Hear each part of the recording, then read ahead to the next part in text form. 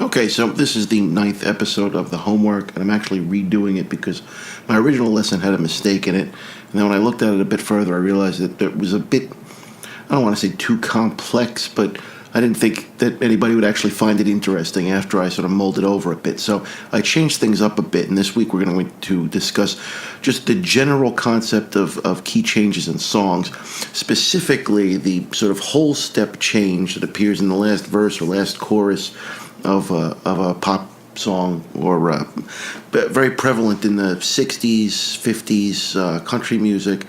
And you would also see it done in some horror punk music, such as the Misfits' Saturday Night. But you also see it in Conway Twitty songs.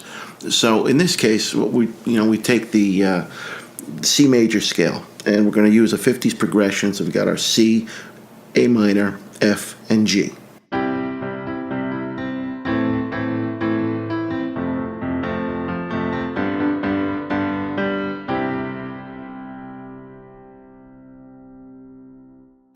Now, what we do is we play through that, and we think at the end of this, we're gonna, to give it a little bit of direction, we raise it up an entire step.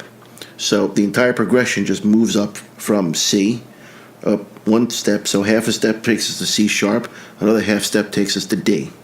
Now we're at D major. We repeat the same progression, from the Roman numerical perspective, the 1, 6, 4, 5.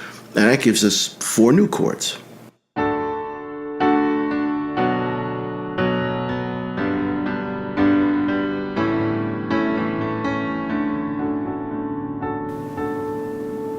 So now the idea is to write a piece where you do your major, your the sort of, not motif, but the song itself follows one of the progressions we've discovered, or another one that you've come up with on your own.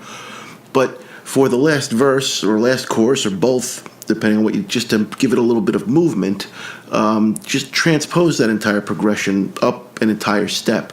And so for this demonstration, now we'll go through this C major and imagine that's most of the song, and then we'll hear how it shifts. And you find that some people actually, you'll hear 2 steps, 3 sometimes in some old Hank Williams songs. So there's a myriad ways to look at this. I'm just looking to see, I think the easiest one to address is just doing one step at a time, pun intended. So good luck, everybody. I'll talk to you next week. Bye.